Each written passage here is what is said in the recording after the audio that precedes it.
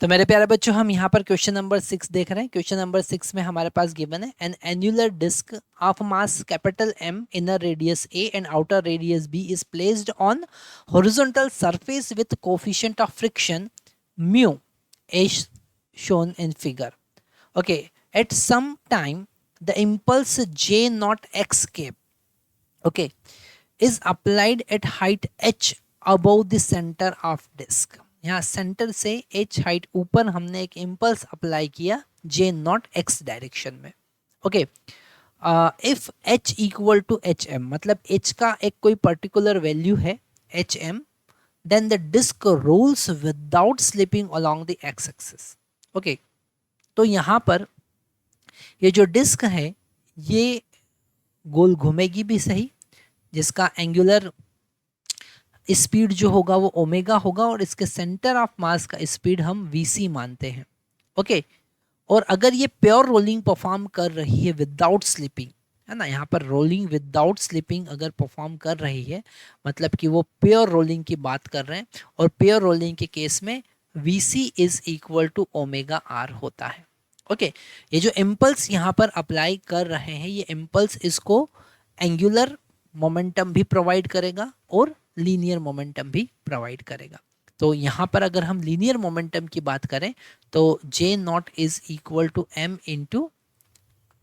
Into V C होगा. Okay, इससे उसको सेंटर ऑफ मास को स्पीड मिलेगा, लीनियर मोमेंटम. ओके, तो यहाँ से वी सी का वैल्यू हम कैलकुलेट कर सकते हैं. V C is equal to J naught divided by M. Okay, और ये इसको एंगुलर मोमेंटम भी प्रोवाइड करेगा, एंगुलर इम्पल्स की तरह भी बिहेव करेगा ये. तो वो होगा जे नॉट इंटू एच. अगर हम सेंटर के अबाउट देख रहे हैं तो J naught into H is equal to I into omega. तो यहाँ से हमको ओमेगा का वैल्यू पता चलेगा. Omega is equal to J naught into H divided by आई.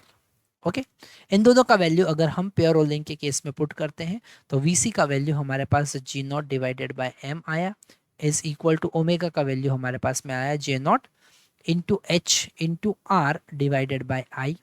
यहाँ जे नॉट से जे नॉट हम कैंसिल कर सकते हैं, और अगर हम h की बात करें तो h is equal to I divided by m into R हमको मिलता है.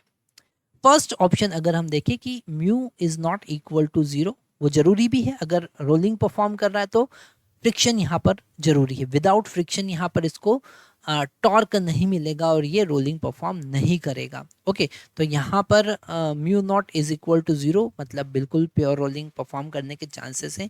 ए टेंग्स टू जीरो, है ना, तो ए टेंग्स टू जीरो मतलब ये जो बीच में होल है ये नहीं है, वो कंप्लीट डिस्क है. तो हम अगर फर्स्ट ऑप्शन की बात करें और यहाँ पर h का वैल्यू b बाई टू, ये हमें चेक करना. फर्स्ट ऑप्शन की अगर हम बात करें, है ना, यहाँ पर ये एच एम का वैल्यू हमने कैलकुलेट किया है i divided by M R, क्योंकि उसी के लिए हमने सारी कंडीशन चेक किया है ना, प्योर रोलिंग के लिए. तो अगर हम यहाँ पर i की बात करें तो वो हो जाएगा M B square by two, है ना. अगर डिस्क है तो उसका मोमेंट ऑफ इनर्शिया, और आर का वैल्यू यहाँ पर बी के बराबर होगा. तो एच एम का वैल्यू हम यहाँ से कैलकुलेट करें तो हमको मिलेगा M B square by two divided by M into B. M से एम यहाँ पर कैंसिल हो जाएगा, बी से बी कैंसिल होगा, और बी बाई टू हमको मिलेगा. मतलब फर्स्ट ऑप्शन हमारा बिल्कुल करेक्ट ऑप्शन है, क्योंकि एच एम का वैल्यू हमको बी बाई टू मिल रहा है. सेकेंड, अगर बी ऑप्शन की बात करें तो वही कंडीशन है, पर ए टेंग्स टू बी, है ना, मतलब यहाँ पर रिंग का केस हो जाएगा, ये एक रिंग की तरह बिहेव करेगा, और मोमेंट ऑफ इनर्शिया आई जो होगा वो एम बी स्क्वायर हमको मिलेगा. क्या मिलेगा? M B square. ओके, तो यहाँ से एच एम का वैल्यू अगर हम कैलकुलेट करें तो हमको मिलेगा M B square divided by M, और आर का वैल्यू यहाँ पर बी के बराबर होगा. ओके, तो अगर हम इसे कैलकुलेट करते हैं तो एच एम का वैल्यू डेफिनेटली बी के बराबर है, मतलब बी वाला ऑप्शन भी यहाँ पर करेक्ट है. ओके, अगर h का वैल्यू एच एम है, मतलब अगर प्योर रोलिंग परफॉर्म कर रहा है तो angular velocity does not depend on the inner radius ए.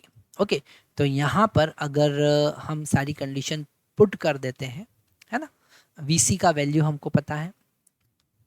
अगर हम सी ऑप्शन की बात करते हैं, अगर हम सी ऑप्शन की बात करें तो omega is equal to V C by R होगा. Okay, V C by R होगा और वी सी का value J naught by M होगा डिवाइडेड बाय आर, और डेफिनेटली ये ए पे डिपेंड नहीं करेगा, तो सी वाला ऑप्शन भी यहाँ पर करेक्ट है। ओके, अगर प्योर रोलिंग वो परफॉर्म कर रहा है तो वो ए पे डिपेंड नहीं करेगा।